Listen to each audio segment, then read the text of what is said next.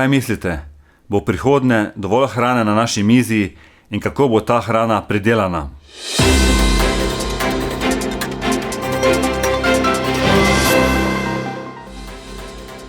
Dobrodošli v stoječih novicah.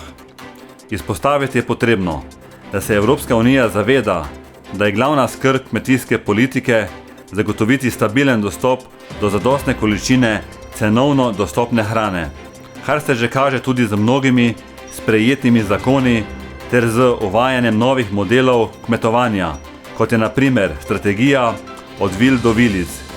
Kljub temu pa je COVID-19 kriza ogrozila obstoj številnih kmetov. Pokazalo se je, da je primarna kmetijska proizvodnja, kmetovalec, v samem procesu pridelave hrane veliko bolj izpostavljena tveganjem kot drugi partnerji v verigi, na primer kmetijsko-živilska industrija, trgovske mreže, in da je zavedanje v verigi o dejstvu, da je veriga močna le toliko, kolikor je močan njen najšibkejši člen, prenizko. Najverjetneje je tudi v tem iskati razlog, da pri izvajanju novih direktiv kmetijske politike in različnih kmetijskih strategij kmetje pogosto naletijo na številne paradokse in protislovja, saj le te ne upoštevajo v zadostni meri vseh izzivov, s katerimi se sooča pridelovalni, predvsem živinorejski sektor. Z zavedanjem, da moramo nekaj spremeniti, so se oblikovale nove strategije in rešitve, ki pa so velikokrat birokratske in v praksi niso izvedljive, saj so polne paradoksov. Zmanjševanje evropskega živinorejskega sektorja hkrati pomeni večji uvoz mesa iz drugih kontinentov, kjer ima pridelava bistveno večji vpliv na podnebne spremembe kot v Evropi. V Evropi je živinoreja odgovorna za 7,2% emisij toplogrednih plinov, kar je veliko bolj učinkovito kot svetovno povprečje, ki znaša 14,5%. K temu moramo dodati še emisije pri prevozu mesa. Zmotno je prepričanje, da živinoreja s svojo prisotnostjo na območjih rodovitnih zemljiščih onemogoča pridelavo poljščin za prehrano ljudi. Evropska zakonodaja o dobrem počutju živali je ena najnaprednejših in celovitejših na svetu.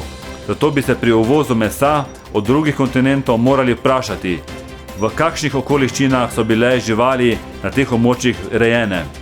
Pomembna je vloga vertikalne integracije pridelovalca hrane v celotno prehransko verigo, saj je le-ta ključna za zagotavljanje zadostne količine hrane za potrošnike. Prepričan sem, da bo vertikalna integracija uspešna le, če bodo natančneje opredeljene strategije med vsemi partnerji. Pogosto so medsebojni dogovori v verigi opredeljeni preveč prožno in prekomerna prilagodljivost dogovorov omogoča tudi nejasnosti v teh dogovorih, na primer nihanje nabavnih cen, nezadosten poudarek na razvoju, tržna analiza, zanesljivost nakupa in dajanja na trg in podobno. Verjamem, da bo stabilnost vertikalne verige dosežena, ko bodo vsi partnerji verigi imeli skupne razvojne cilje, ko bo prepoznana šibkost primarnega proizvajalca kmeta in ko bodo vsi členi skupaj opredelili modele za prepoznavanje razvojnih potencialov kmetij in bodo pripravljeni tudi vlagati v razvoj primarne kmetijske proizvodnje. Profesor dr. Peter Raspor je v razpravi na enem od preteklih omizij Wilfried Martens Centra za evropske študije dejal: ko govorimo o prehranski varnosti in varni hrani, slej ko prej pridemo do pogovora o zdravju. Zato je pomembno, da dnevno položimo na naše mize, kolikor se le da, zdravo hrano, kar pa ni vedno enostavno. Poleg tega, da na to vpliva tudi cena hrane, tudi sama prehranska veriga ni tako zanesljiva, kot smo si mislili pred COVID-19. Le trajnostni prehranski sistemi so lahko odporni na krize. Prehranski sistemi ne morejo biti odporni na krize, kot je pandemija COVID-19, če niso trajnostni.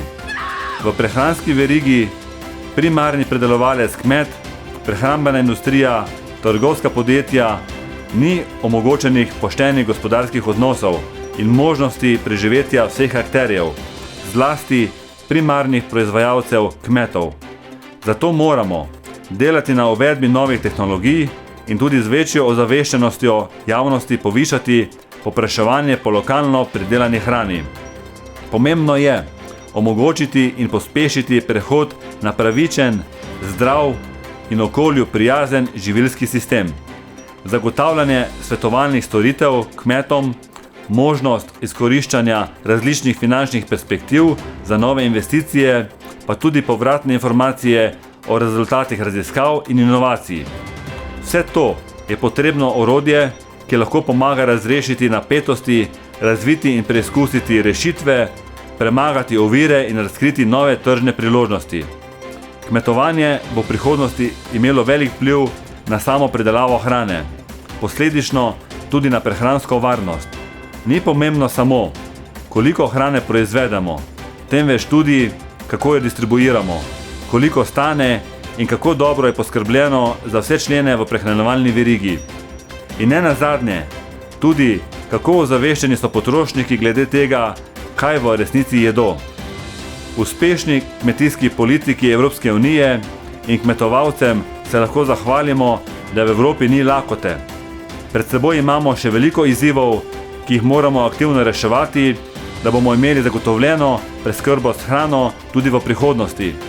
Pri tem pa nam bo veliko pomoč razprava, ki bo temeljila na dejstvih in ne na ideologiji.